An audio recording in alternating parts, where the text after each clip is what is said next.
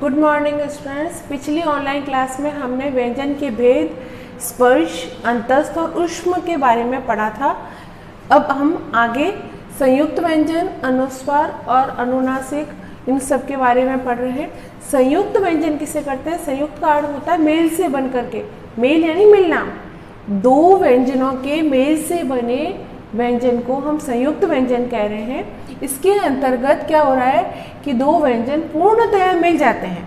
दो अलग अलग व्यंजन हैं, वो पूर्णतः जब मिलकर के एक नया व्यंजन बना रहे हैं उसको संयुक्त व्यंजन कह रहे हैं। उदाहरण देखिए, क व्यंजन स्वर रहित है और श, क और श मिलकर के क्ष बन जाएगा।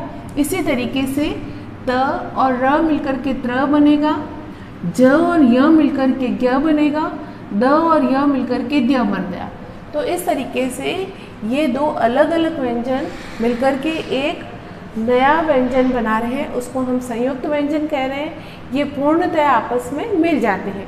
जैसे पानी में शक्कर मिलकर के वो हमें अलग से दिखाई नहीं देती है, वैसे ही ये दो अपना अस्तित्व बदल करके एक रूप में आ जाते हैं।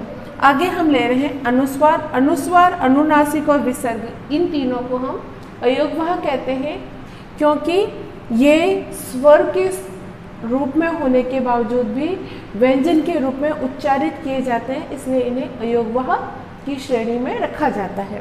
पहला है अनुस्वार। अनुस्वार का चिन्ह होता है ऊपर बिंदी लगाना। इसे हम नाक की सहायता से बोलते हैं। तो अभी इसमें आपको समझा रही हूँ, जो देखेंगे।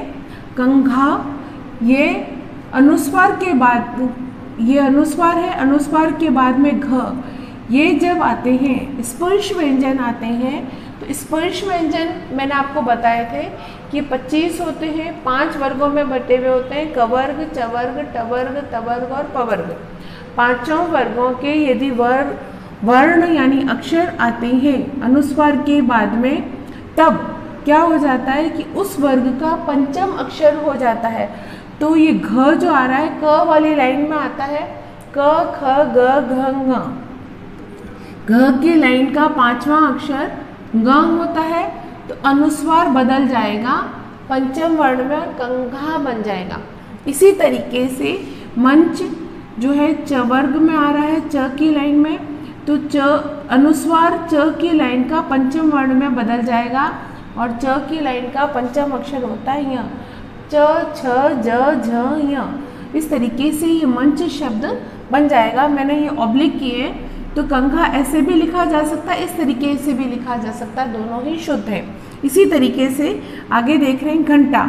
घंटा ऐसे लिखा जाता है और ट वर्ग में आने के कारण से ट अनुस्वार के बाद में इस तरीके से परिवर्तित हो जाएगा, ट ठ ड ढ ण, और घंटा ऐसे भी लिखा जाता है। आगे है मंथन। अनुस्वार के बाद में थ आने पर त की लाइन में पंचम वर्ण आता है न, और ये अनुस्वार न में बदल गया।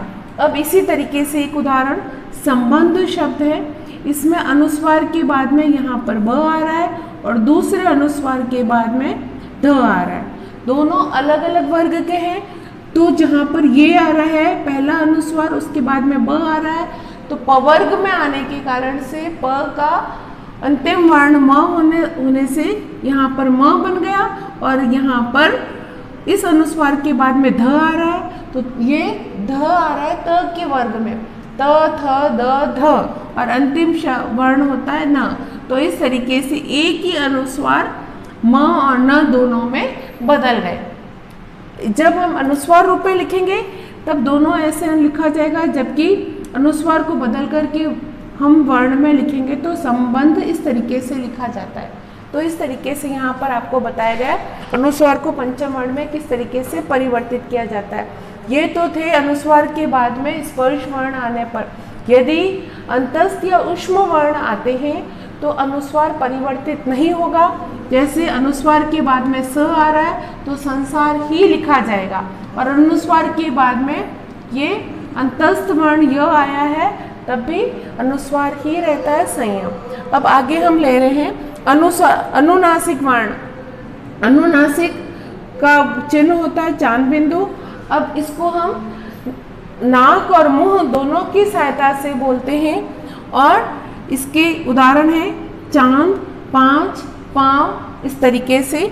विसर्ग, विसर्ग का चिन्ह होता है दो बिंदी और इसका उच्चारण ह, आधे ह के रूप में किया जाता है। इसके उदाहरण हैं प्रातः, अतः आदि।